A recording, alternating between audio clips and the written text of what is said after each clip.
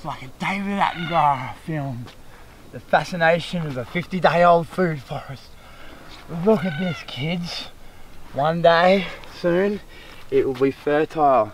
This was first planted on March 19, 50 days ago. Today's May 8. May 8th. Let's change the date. So, what's going on here? Edge dynamics. It's all about securing the edge. This was a grassy knoll of grass and grass and grass and grass and grass and grass and grass. Then what we did, a lovely compost over there that we make with a tractor, with all the fodder we bring back from the restaurant, gets turned with the tractor, and then the tractor popped it over the fence. We raked it out, and we ended up with this 50-day-old fascination of fecundity and fertility, or a food forest. And the diversity is absolutely amazing. 50-day food forest is 5 hours physical full-onness. We've done about 5 hours work in 50 days on this bad boy. We've weeded it once. That doesn't mean we'll only ever weed it once, but we're at the stage now, after 50 days, we can actually start to do the old chop and drop with our Moringa. That thing up there, the sun, has been a predominant contributing factor to the growth of all of this. And the time of year, we timed it just at the end of summer. Well, we've got ground covers, we've got sweet potato, we've got edges of citronella grass, and then we've got freewheeling tomatoes coming up, zinnias coming up that were seeded. And look at this, an Aussie native May 8 mate is a Davidsonia or a Davidson plum. So that's a rainforest understory. So you'll notice we've got these canopy trees in amongst it. We want to keep it clean, so we planted loofahs along the edge, angled loofahs. And then what else have we got? We've got chocolate pudding fruit, and then sunflowers coming up of their own accord, vetiver grass, so this can be a self-mulching system, and then act as a bit of a weed barrier with our citronella grass. The sweet potato will come out beautifully along with the pumpkins. What else have we got? More cucumber, our busy lebec, and this is all local seed that we've collected from Rocky, where if they're going to celebrate Mate Day anywhere, it's going to be Rockhampton. Got a beef with that place? No, I don't. It's just the beef capital of the world. I love these things from my head to my toes. We've got lots of tomatoes coming up. What else have we got in here? It's all very systemised. We've got a bit of okra coming up, starting to flower. And then we've got pineapples along the edge as well. Our lovely local cosmos. All this beautiful zinnia seed is from last season. If you can just have a look down by Zinnia Lane, all the flowers there running for a good 100 metres.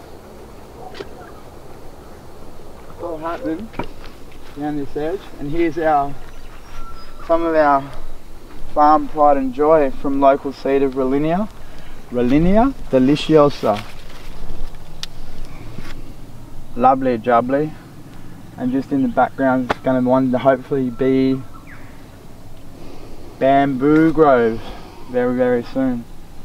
And look at that pink tag there. That pink tag is marking a yellow passion fruit that's coming through. So we've planted passion fruit to take up the fence over time. The loofahs will slowly drop off after they've done their thing, and then the passion fruits will take off. What else have we got in here? Pumpkins coming up and rambling through. Oh, look, jackfruit. Vegan pulled pork. I don't know where they get that from, but apparently it's pulled pork, one of the best fruits on the planet. So this is going to be quite a high tall system that's going to protect our beautiful market garden and food forest with western boundary protection. What else we got going on in here, kids? More pineapple, more Rollinia. These moringas are doing absolutely amazing, hey? And we can already start to mulch them down and start to use them for mulch around our young fruit trees. They're not a legume, which would be then kind of stock standard normal thing, but we don't do things that are normal on this farm. Well, after a while you can pretty much do this stuff standing on your head. We kind of had the moringas in abundance, and I guess over time we can supersede and we can place other legumes in amongst the mix. But at the present time, the moringas are really a good symbiosis, you know, they're a good nurse canopy tree that we like to use. They're quite fast, like the ones down here at the bottom of the catchment, you know, and it's not hard, but they're actually taller than me already, and they've only been in 50 days. 19th of March they went in, so it's all doing very well. I think I might take this one off actually and use it for a bit of mulch around our Davidson plum down here, and we'll put probably jaboticabas in here and Grama-chama, oh no, just a whole mix of stuff. If you have a look back that way, like it's self-maintaining already basically. The thing is, a lot of compost went down. We've got pretty good soil here, you know, like this is the ultimate test, the sausage test. Take a handful of that land and squeeze it in your hand. Check out the display. If it stays together, it's clay. If it falls apart, it's sand. Thanks, Charlie. But that is actually what we call a really good fertile colloid. It's very important for us and the system in general to establish those like dynamic edges, you know. They're kind of like the security guards for the internal rock stars. In here, look, there's a rock star over there. And there. We've got lots of rock stars here. Grammy award winning rock stars. Look at our garlic crop over there, glistening. It's absolutely beautiful. And here she comes, the most important rock star on the farm. Hello, Darla. Hello, Darla. We've got pumpkins in amongst jackfruit, and you know, slowly over time we'll keep the moringas down and we will replace them with target fruit trees. Yeah, so they'll act as a support species and a pioneer, so forth, you know. Traditionally legumes are used, but moringa is not a legume. Assumingly it fixed nitrogen, but it's not from the legume family, it's from the Moringanaceae family. And we just love it. We absolutely love it. There's magic in these hands. Well, not really, it was the end of summer. What we choose to do in relation to bed preparation here is we have a big old compost over there with lots of palm fronds and see those walking, breathing fertilizer factories behind them. That stuff goes in, the stuff that comes out that back end goes in there, and all the residuals from the restaurant go in there as well. And we turn it with a tractor, and then we brought it over here and we dumped it over the fence.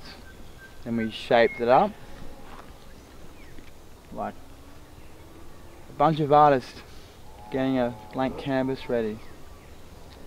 And then on the 19th of March, the autumn equinox, we invited the community to come and consolidate the creativity of the canvas. And no one was sheepish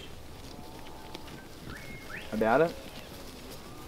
They all got into it, and everyone planted a tree. and we put some zinnia seeds in amongst it all.